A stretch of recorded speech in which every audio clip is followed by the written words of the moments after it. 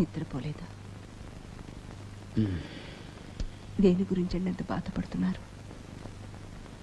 ఆనంద్ ఇల్లు విడిచి వెళ్ళిపోయాడనా? అల్లున్నంత మాట అన్నందుక? మరి దేని గురించి అంత తీవ్రంగా ఆలోచిస్తున్నారు? నా పరువు మర్యాద ఇంటావిడ దగ్గర మంట కలిసిపోవడానికి 53 రోజులే ఉంది లక్ష్మి. ఇంకా నేను స్థలం కూడా కొనలేదు. ఇంట్లో ఎన్ని గొడవలు జరుగుతున్నా ఇల్లు కట్టడం గురించా మీరు ఆలోచిస్తున్నారు? అవును లక్ష్మి, నా కూతుళ్ళు కొడుకులు నన్ను వదిలి వెళ్ళిపోయినట్టు ఇంటావిడకి నేను ఇచ్చిన మాట నుంచి నేను వెనకడుగు వేయగలనా? బాధపడకండి, రేపే మనం ఆ స్థలానికి అడ్వాన్స్ ఇస్తున్నాం.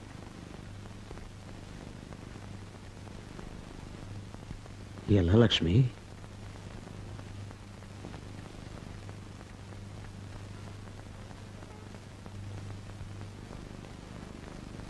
మరో దారి లేదమ్మా.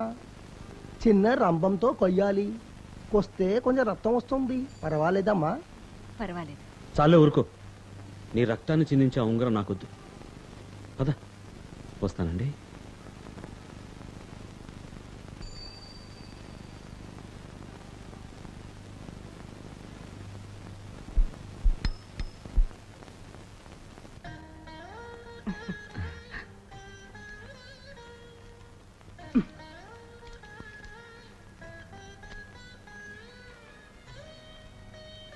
లక్ష్మి, మన స్థలం పత్రాలు నీ చేత్తో దేవుడి పట్టం దగ్గర పెట్టి నీ చేత్తో కుంకుమ పెట్టు.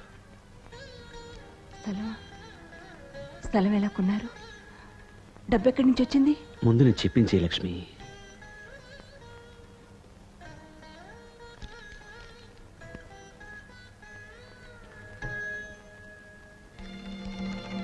ఏమండి, ఇక్కడుండే వెండి దీపాలు ఏమయ్యాయి? లక్ష్మి, ఇంత వయసు వచ్చినా నీకు జీవిత తత్వమే అర్థం కావడం లేదు.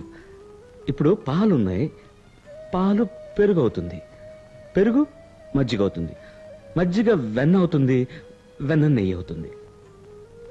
అలాగే వెండి దీపాలు స్థలమైంది. దీపం సమ్మెలు అమ్మేశా మీరు స్థలం కొన్నది? ఇంట్లో వెలుగుతున్న దీపం సమ్మెలు అమ్మేయటం అమంగళమండి, అదే శుక్రవారం పూట. అందుకే నేను నిన్ననే లక్ష్మీవారం వెళ్లకుండానే అమ్మేశాను. లక్ష్మి, నేను దాన్ని స్థలంగా భావిస్తాను, నువ్వు దాన్ని దీపం సెమ్మలుగా భావించు. అదే జీవిత తత్వం. అదెలా వీలవుతుందండి? లక్ష్మి, ఇంటికి దీపం ఇల్లాలు అన్నారు. మన ఇంట్లో బంగారు దీపంలా నువ్వు ఉండగా ఇంకా వెండి దీపాలు ఎందుకు? ఏమిటి సుబ్బయ్య?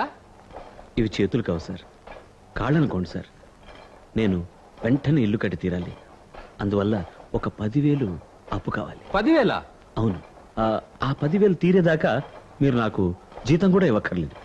మరి తిండి ఎలా తింటావయ్యా? ఇప్పుడు నా కొడుకు శంకర్ ఢిల్లీలో ఉద్యోగం చేస్తున్నాడు సార్.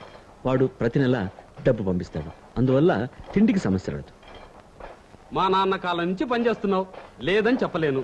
వచ్చే వారం డబ్బిస్తాను, కానీ మళ్ళీ నన్ను ఇబ్బంది పెట్టుకో.